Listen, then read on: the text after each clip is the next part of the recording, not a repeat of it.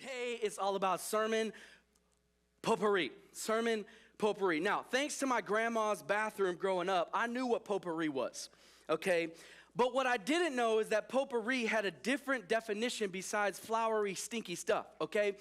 That's what you find if you look it up on dictionary.com, flowery, stinky stuff. I didn't know that it actually also meant a miscellaneous collection or a medley of things. I actually didn't know that. And I know what Jeopardy is, but can I confess something? I've never seen it. Not one episode. Have no idea. All I know is they answer things in questions, like what is baloney, okay? But I've never actually seen it. So I had no idea there was this thing called Jeopardy potpourri. There's sometimes a round where basically the questions are random. They are a collection or a medley of things that are random and don't absolutely go together. And that's essentially what our series is going to be for the next couple weeks. We're taking a mixture or a medley of random messages, random sermons, and putting them together as a sermon series. All that means to you is that what we're talking about last week, this week, and the next few weeks don't necessarily connect, besides they're all from the Bible, okay? There's not some theme that runs through it all, but they're messages that I really felt it was time for us to talk about in this time of the year and really wanted to share with you, but they just didn't have a place in any of our other series. So out of that, sermon potpourri was born, okay? And today we're talking about what I will dub one of the greatest parts of life and also one of the most difficult parts of life. I'm talking about relationships. Is that a good definition? The definition of relationships, one of the greatest things that life offers us and one of the most difficult things. And do you know why? Because of people. Because people are one of the greatest things in life and one of the most difficult things about life. Oh, nobody nudge your husband or wife when I just said that, all right? You know what I'm saying? That's why people are a problem at times in our life. Actually, we need relationships. When I talk about relationships, I'm not just talking about marriage. I'm not just talking about dating. I'm talking about all relationships, any kind of relationship you can think of. Marriage, I'm talking about family. I'm talking about sibling relationship. I'm talking about your aunt, uncle, cousin relationship. I'm talking about a friendship. I'm talking about coworkers. If it's a relationship, today is a day that you need to hear. Because when we have relationships with people, they're really great. And actually, we all need relationships. Even if you're the person listening right now and says, no, I like to be alone. All I need is Netflix and my house and I'm fine. No, you're not, okay? You might not need as much relationship as other people, but all of us were not created to live this life alone. It was actually God who said, it is not good for man to be. Yeah, it was his idea.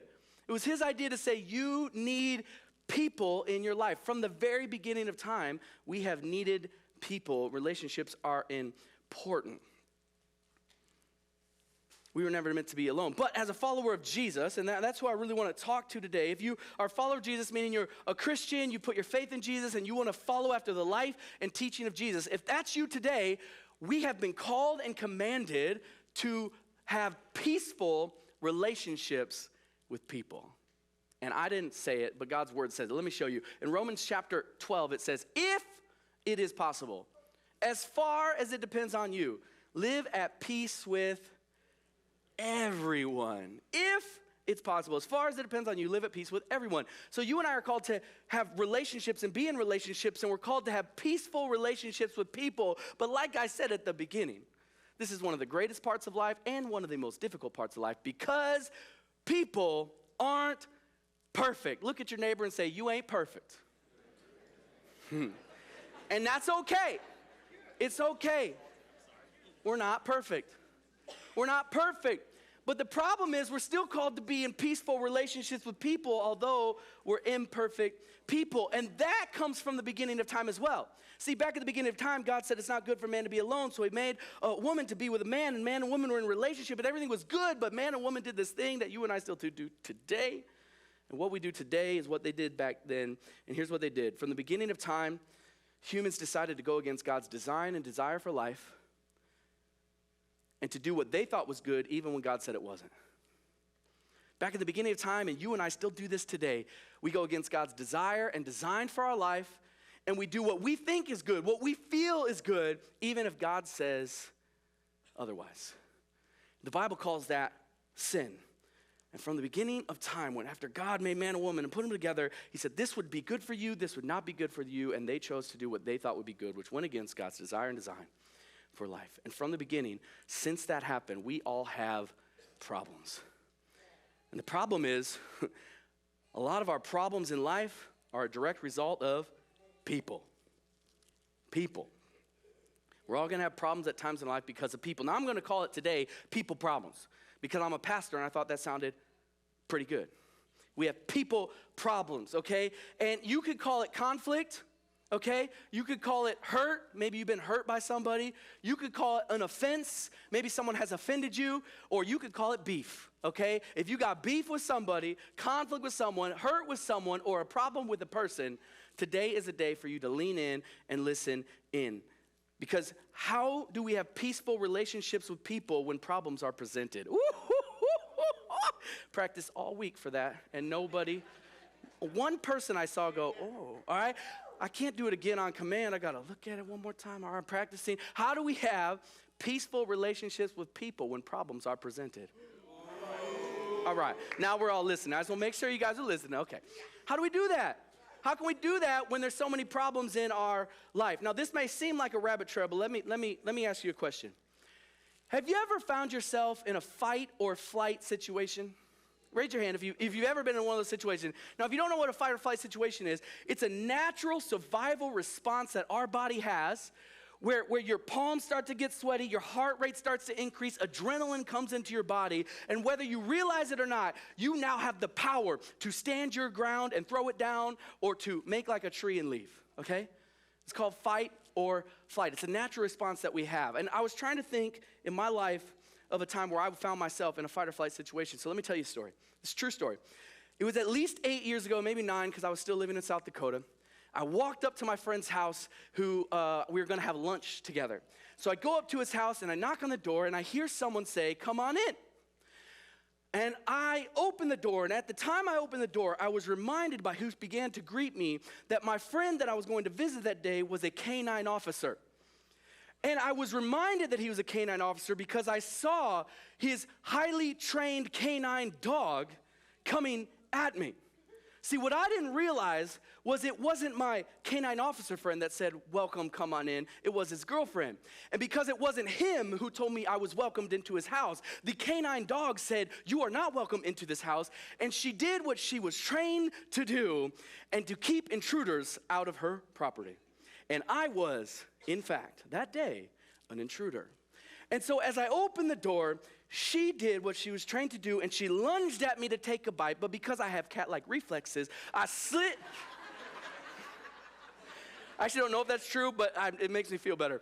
I got out of the way enough that all she was able to grab was my foot. And she bit down on my foot at the exact moment that she bites into my Converse shoes that I was wearing that day, which don't have a lot of protection in case you were interested. At the exact moment she bit down on my foot, I hear German language come from the other room because my friend realized what was going down. And he came in and she stopped right before my body said, let's go. And I don't know if it was let's go or it was let's go. But I know that I entered in to what the Bible calls, what the Bible calls flight or flight. No, what our body calls flight or fight. Now, there's part of me that thinks as I look back on this story, I could have taken that dog. I know I've seen the videos that dog should have taken me, but I'm just saying, like, she would have destroyed me. So what was probably more likely the case is my body was saying, I am down the driveway, I am in my car, meet me at the restaurant, I'm not coming to your house ever again. But thankfully, my friend stepped in. Now, the reason I tell you this story is because I don't want to talk about survival skills, but I have found as I deal with people and relationships and conflict that many of you and many of us as human beings have a fight or flight response to conflict in our life. Many people, when they have conflict or beef or offense from somebody else, and they are flighters. They are what I call avoiders. They do not go and talk to the person about their problem. They do not try and resolve the conflict. They run away from the person and the problem. Or they hang around the person and never bring up the problem. They pretend like everything's okay. Oh, I'm fine. Oh, you're good? Everything's fine? Oh, we're fine. And everyone in that room knows we are not fine. They're avoiders. They're flighting. They're running away from their problem. And I've seen people do that all the time. But I also see people, when it comes to conflict resolution, they're fighters. They're like, oh, there's conflict, I'm coming. I love to have me some conflict. Now, I'm not talking about physical fighting, although there are people out there that really believe that physical fighting is a way to solve conflict. It's not. What I'm saying is what their MO is, what their problem resolution skill is, that they come to confront.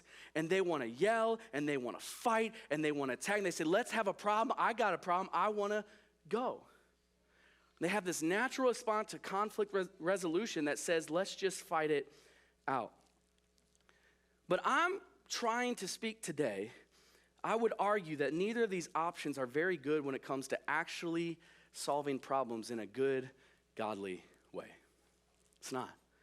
But there is a way that is godly and good that comes straight from Jesus on how you and I can handle the problems that we have with people so that we can remain in peaceful relationships. And that's what I want to talk about today. There's a better way for us. Instead of fighting it out or flighting, we can follow the teaching that Jesus has set before us. So that's what I want to talk about today. So let's talk. There's two places Jesus talks very clearly about conflict resolution. We're going to look at those two, and then I'm going to give you a little bit of do's and don'ts. This is a very practical, simple message that I believe every single one of us needs, because every single one of us has people in our life. And if you don't have a problem with someone right now, you will very soon. Okay? So let's check this out. Jesus says this, Matthew chapter 18, if another believer sins against you, go privately and point out the offense. If another believer sins against you, go privately and point out the offense. I believe this is for all people. If another person sins against you, go privately and point out the offense. So here, very clearly, here's what Jesus says. You're going to seem like I don't think that you're very smart, but I think you're very smart. I'm just breaking it down for people that are like myself, okay, and that need it broken down for them. Okay, here we go. If someone has offended you, that's what it means to sin against you, meaning you're the victim, you're the one who's been hurt, you're the one who has the offense, you're the one who has the problem with the other person. If someone has sinned against you, you need to go. Okay, sound easy enough? Well, it's simple, not very easy. Okay, you need to go. If someone has hurt you, if you have conflict with someone else, it's your responsibility to go. Jesus says, go and point out the offense to them. Go privately and tell them you have a problem with them, okay? Now, on the flip side, what do you do if you're the person that has caused the problem and you know that that person is upset with you? Everybody say, what do you do? Guess what? Jesus tells us exactly what to do. Let me show you. Back in Matthew chapter 5, he's teaching. He says this. So if you are presenting a sacrifice at the altar in the temple and you suddenly remember that someone has something against you, leave your sacrifice there at the altar and go. Go and be reconciled. Go and be reconciled. Go and be reconciled to that person. Then come and offer your sacrifice to God. Go and be reconciled, then come and offer your sacrifice to God. So here's what I see between these two simple teachings of Jesus. The responsibility is always on you to go. It's always on you to go and resolve conflict, to go and be reconciled. This time, you're the person that has caused the problem. And you know there's an issue. I know it doesn't seem fair if they're the ones who have the problem. Remember, he just told us if someone has a problem, you need to go.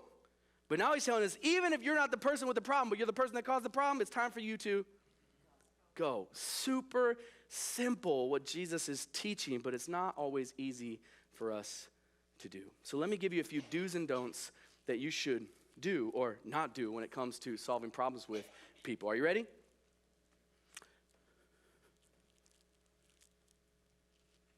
Are you ready? Got scared for a second. Thought the rapture had happened. I was the only one left. Looking everywhere. Where'd they go? Saul left behind. That was my fault. My bad. You have to be a certain age to get that joke, okay, kids? Sorry. I am that age. All right. First things first. Do go to them. Don't wait for them to come to you. I know we already talked about it, but let's just be super clear here today. You go to someone when you have a problem with them. Now, Before we move on, let me just say this. This is important, simple teaching. Not every little offense needs you to go and have conflict resolution. I know that sounds simple, but I just want you to know, not every little problem you have needs you to sit down and say, excuse me, you and I need to sit down across the chair from each other and have some conflict resolution time, please. I would like to reconcile our relationship. Not every offense needs that. And the Bible's pretty clear that there is a way that we can move on and not have to go every single time. And it says this in 1 Peter, I believe. It says 1 Peter 4, most importantly of all, continue to show deep love for each other, for love covers a multitude of sins. Remember the first, if another believer has sinned against you, you go and tell them. You go and talk it out. You go and point out their offense. But here it says that love has the ability to cover many sins, a lot of sins. And here's all I want to tell you, that because you're a follower of Jesus, you extend the love and grace that God has given us. And because we're followers of Jesus, what we do is we assume the best about other people in our life. And so sometimes the offense is small enough that you and I can say, I'm gonna let love cover this. Because I have all this history with this person, and I see this one thing they said or did that doesn't really fit inside of who they really are, and I'm gonna forgive them and let love cover it, and I'm not even gonna bring it up, okay? But you can only do that if you can actually let it go. If you're not able to let it go, then you need to go. Okay? So I just want to start with this. If you have a problem and you're not able to let love cover it, you need to go to them. You go to them and you don't wait for them to come to you. I work with so many people when it comes to relationship problems, and I don't know why. Maybe it's because I'm a pastor, and I'm good with it. I actually love conflict resolution. It's like my favorite thing. I'm like, ooh, conflict, let me help. You know? I'm all about it. Okay, but I have so many people that I've talked with in relationships, and so many times I've seen it in my own life and seen it in other people's life, that they have a problem with someone and they're just waiting for them to come. Oh, they know there's a problem. If they want to resolve our friendship, they will come to me. Well, sometimes I ask, hey, do they actually know there's a problem? What if they just don't know? And they say, oh no, I'm in making sure that they know. Every time we hang out, I give them the cold shoulder. Every time we hang out, they're like, everything good? I'm like, oh yeah, I'm fine. Do you want more spaghetti? I don't know why spaghetti came to my mind, but I don't know how you scoop spaghetti. Never mind, I'm not even gonna go down that path. Oh, I'm fine, everything's good. No, like they're like, oh, they fully know. And that is not the way that we need to handle this. We don't wait for someone to come to us. Jesus never said, wait for them to come to you if you have a problem with them. Wait for them to come to you if you know they have a problem with you. That's not what Jesus said. Jesus says, you go to them first. Now, if you keep reading one of those sections, he actually says, once you go to them and you try to solve conflict and it doesn't work, then you go get one or two people and you bring them with you and you together solve the conflict. Sometimes it's nice to have a third party, mediation, to help you walk through some things. That's healthy and that's good, and Jesus addresses that. But he says, first, you go, and you try to work it out yourself. So first things first, you go, you don't wait for them to come to you. The second thing I would tell you this, you do tell them how you feel, you don't go to somebody else. Oh man, you do tell them how you feel. You don't go to somebody else. Here's what you need to understand when it comes to conflict resolution. It is your responsibility to go to them and say, I have a problem. Something you did or something you said has hurt me. You say things like this, when you said this or did this, I felt this. Being honest is a godly characteristic. Being honest is what it looks like to follow Jesus. If you're pretending like there isn't a problem when there is one, let me tell you what we call that. Lying. And I'm not sure how long you've been around the church, but there's this statement that's found back in the Old Testament. It says, thou shalt not lie. It actually says you shouldn't bear false witness, but that's okay. You shouldn't lie. It's kind of a big deal. Don't act like everything is fine when you and everyone in the room knows everything is not fine. You need to actually share how you're feeling. Share that you've been hurt. Share that you've been offended. Share that there's some conflict. You need to talk to them. I tell my kids all the time that they're sick of this. I always say, you can't solve problems without talking. It's really hard to solve a problem you have with another person if you never tell the other person that you have a problem with them. You can wait and hope that it can just go away, but one day it's going to come back. So you need to talk it out. You need to go to them and tell you how you feel. But you don't need to go to someone else and tell them how you feel about somebody else. Uh-oh. You don't need to go somewhere else. If you got a problem with somebody and you go to somebody else to tell them how you feel about that somebody, that is called gossip. And let me tell you what is not good and not godly. It's called gossip. And it's kind of a big deal too. Let me show you what it says in Proverbs. In Proverbs, it says this. It says, just as fire goes out without wood, squirrels, that's what I saw when I saw that. This is my brain. Squirrels disappear when gossip stops. I can't see that word without saying squirrels. Fighting disappears when gossip stops. It says, if you want to make a fire bigger and more dangerous, what are you going to do? Add more wood to it. If you want to make a problem worse with a person, add some gossip. That's what this says. And I cannot tell you how many times Christians think they're doing a godly thing by going to somebody else to talk about somebody that they have a problem with. We like to think it's Christian and we say, oh, I got a prayer request for you. Can I just tell you? I'm going to tell you details because I want you to know how specifically you can pray for Susan. I hope there's no Susans in the room. But Susan said this and did that, and she is, well, I'm just telling you so you can pray about this. That's called gossip. And it's not godly, and it's not good, and it's not what Jesus said to do. If you have a problem with someone, you go to them, you tell them how you feel, you don't wait for them to come to you, and you don't go to somebody else. All it will do is make the problem worse, make the problem bigger, and it doesn't help anything. All right, one more for you. Do reconcile with them, don't let time pass. He says, if you're standing at the altar about to give your sacrifice and you suddenly remember that someone has something against you, go and be reconciled. Go and be reconciled. The word is reconciled. And if you look up that word, the definition means this: to restore friendly relations between. To restore friendly relations between. That is the goal of talking about your problems with people, is to restore friendly relations. The goal is not to tell them how bad of a person they are. The goal is not to tell them how evil they are or how terrible they made you feel by what they said. The goal is not to win the argument. It's to restore friendly relations. I often tell people when I talk about conflict resolution that the goal is to attack the problem, not the person. What you and I have to do in our life when we have problems with people is recognize there are problems and there are people. And the problem is not the person, and the person is not the problem. The person maybe caused the problem, but they are not the problem. And we have to separate it so that you and I can focus on the actual problem. Because if you focus on the person instead of the problem, you'll never solve the problem. See, here's what I would tell you. What you say to the person and how you speak to the person matters if reconciliation is going to be possible. What you say, listen, what you say and how you say what you say matters on if it's possible for reconciliation to even happen. Remember, the goal is to restore friendly relations. The goal is to restore friendly relations.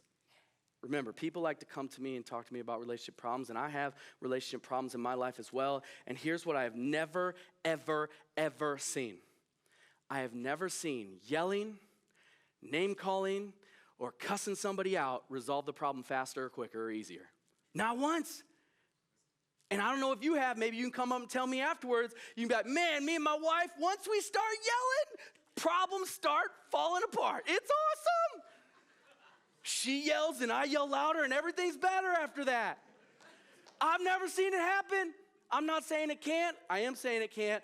It can't happen. Never once has you elevating your voice made me feel more at peace. Thank you so much for yelling at me. Could you call me that name again? I really feel like we're getting somewhere. I've just never seen it. And I'm telling you, when we go to reconcile with someone, the goal is reconciling with them. My wife always says it this way. She says, the goal is to win the relationship, not win the argument. Now, I'm not going to assume that you're like me, but I'm just going to say for husbands in the room that might be like me, you might need to hear me say that again. The goal is not to win the argument. The goal is to win the relationship. The goal is not to be right. It's to make the relationship right. You weren't listening. The goal is not to be right. It's to make that relationship right. And I say that because I love being right. So much. Just tell me I'm right, and then I'll say I'm sorry for what I did. But I just want you to remember that I was right. And I'm telling you this because it's a problem that I have when I'm trying to solve relationships. I just want you to know that I was right in this. It doesn't matter if I was right. What matters is I restore that relationship, because that's what Jesus said to do. Go and be reconciled. Go and restore friendly relationships. And it's more important to win that relationship than to win the argument. The other thing I would say is don't let time pass. See, you do tell them what's wrong. You do try and reconcile, but you don't need to let time pass. See, Jesus said when you're presenting a sacrifice at the altar in the temple, and you suddenly remember that someone has something against you. I've always loved that, by the way. I'm just sitting here, gonna give my gift to Jesus. What? Wait a second. I think I offended someone yesterday. I just love that, suddenly remember. No, you knew, okay. Suddenly remember that someone has something against you. He says, stop what you're doing. Now, there might be many reasons for you to get up in the middle of a church service, to leave that service, but there's one that Jesus says you can. He says, if you're in church and you're about to give an offering, I don't care how big of an offering you're about to write that check, he says, stop what you're doing. If you suddenly remember that someone has something against you, you leave that right there. You go and be reconciled, and then you come back. Just waiting to see if anybody needed to leave church today. I was hoping one person would be like, all right, I'm out of here, I guess. Jesus said, if you're in the middle of something, restored relationship is so important that you should stop what you're doing. And you should go and solve the problem as quickly as you can, because I have found that the longer you wait to solve a problem, the bigger that problem gets. There's more time for anger and bitterness to come. That what I have seen is there's more time for you to take this little problem that you had with this person, this one little problem. There's more time for lots of other little problems to come, and I call it the snowball effect, that you take one problem on top of another problem, on top of another problem, and all of a sudden you and I are arguing about 10 problems, and it's a lot harder to solve 10 little problems than it is to solve one little problem. If we can solve it quickly. And the further I get away from the problem, the harder it is for me to remember exactly what actually happened. In Ephesians chapter 4, somewhere in like 25 or 6, okay? I'm not perfect with my Bible memorization.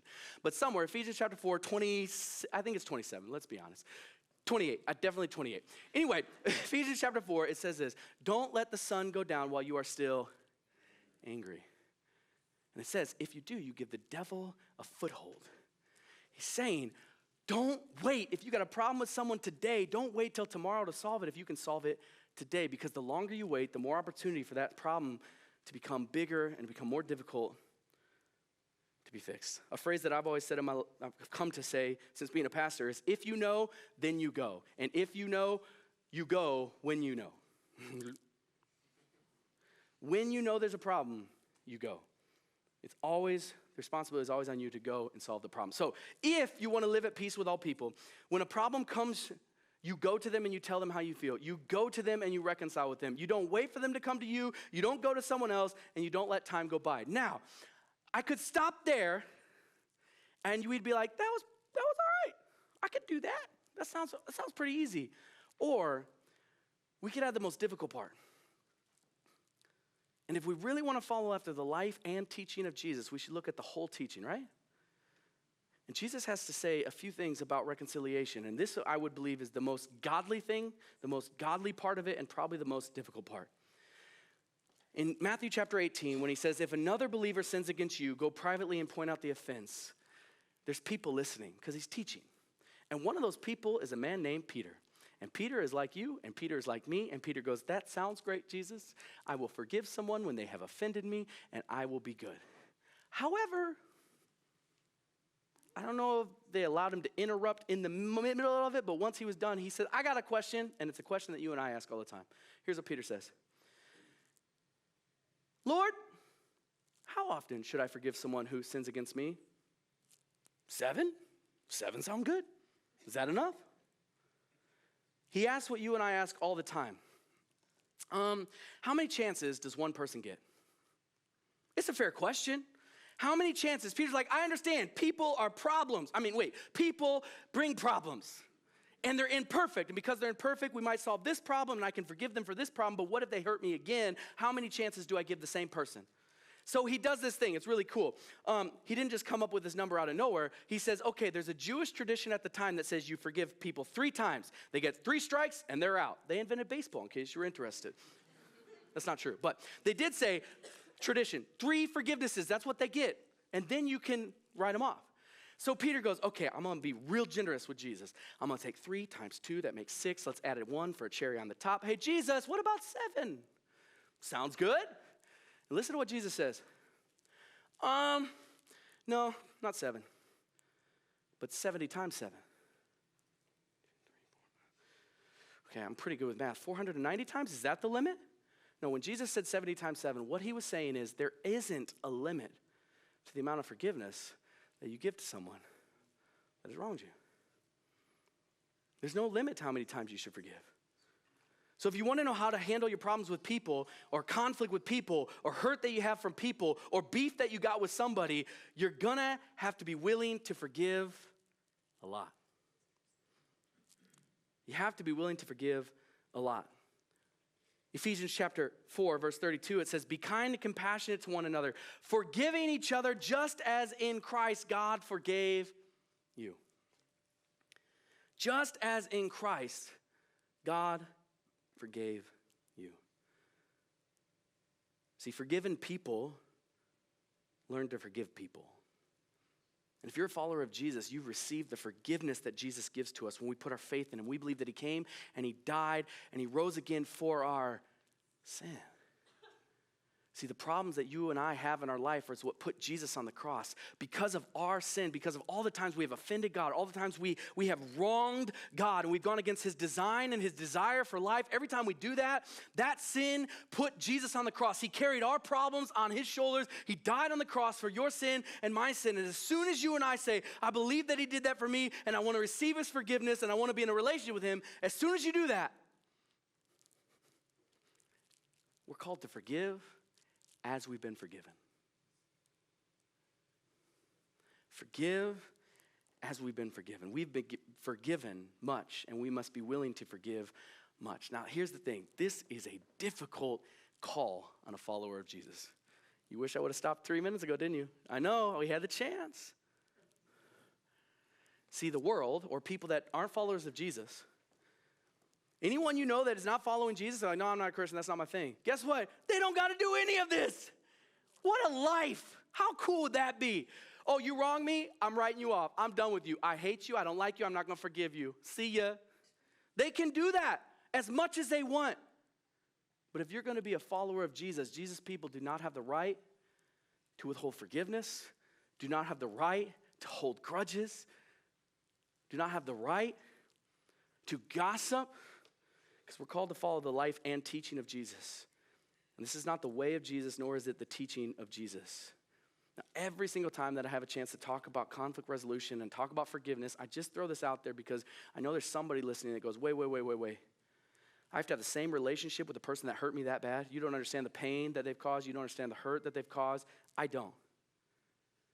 Your pain is real and your hurt is real. But let me just say this. Forgiveness is not the same as forgetting. And restored friendly relations does not mean restored back to the exact same relationship. It might. There are a lot of problems that we have with people that we can restore and have the exact same relationship we once had before. But there are some problems that people have hurt you in such a way that that's not the case. You shouldn't have the same relationship you once had before. They might have to build trust again. It might take a long time for you to get back to that place.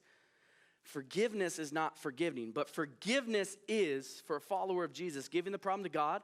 It's saying, I'm not going to hold this offense over you anymore. It's saying, when I see you, I don't see you as the person that hurt me in that way. I have forgiven you. I have let God be the judge and not myself. See, if we gave the same grace and forgiveness to someone else that we would want for ourselves, if the situation was reversed, I think more problems would be resolved. I think more conflict would be resolved. I think that's what Paul is trying to say to us. So let's jump back to where we began in Romans chapter 12. If it's possible, as far as it depends on you, live at peace with everyone. As followers of Jesus, we're called to have peaceful relationships with people. But what does it say? If it's possible, as far as it depends on you. Here's what I want you to know.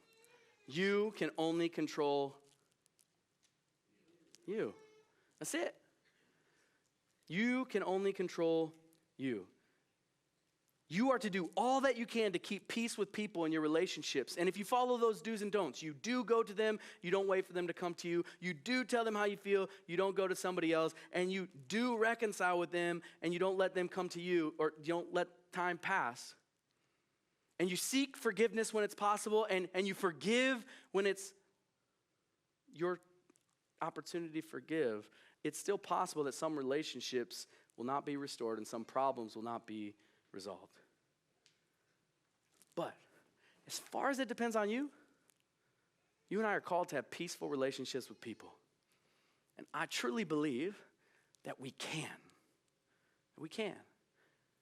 If we're willing to listen to Jesus and go and reconcile so that we can be restored, so that we can seek forgiveness and forgive others. And I think when we do that, we paint a picture to the world of how life following after Jesus is way different and way better. Let me pray. Lord, thank you for your word, the simple, practical teachings that Jesus has all throughout his time that he was on this earth. I thank you for this specific one right now, because I know that every single one of us, if we don't have a problem today, we will have a problem soon. And my hope and prayer is that every single one of us now has a tool in our tool bag to help us solve some problems that we have, to give us the courage and encouragement to go and resolve conflict. Help us follow you, Jesus. It's not always easy, but the reason that it works is because we're following you and you go with us. So I pray for your help. If there's anyone in the room today and there's conflict that already came to their mind as we began to talk about this, I pray that you will lay it on their heart that it's time for them to go to that person. It's time for them to seek to restore friendly relations. Give them the courage, give them the energy. I pray that this becomes just a pattern and a part of our life. It's in your name we pray.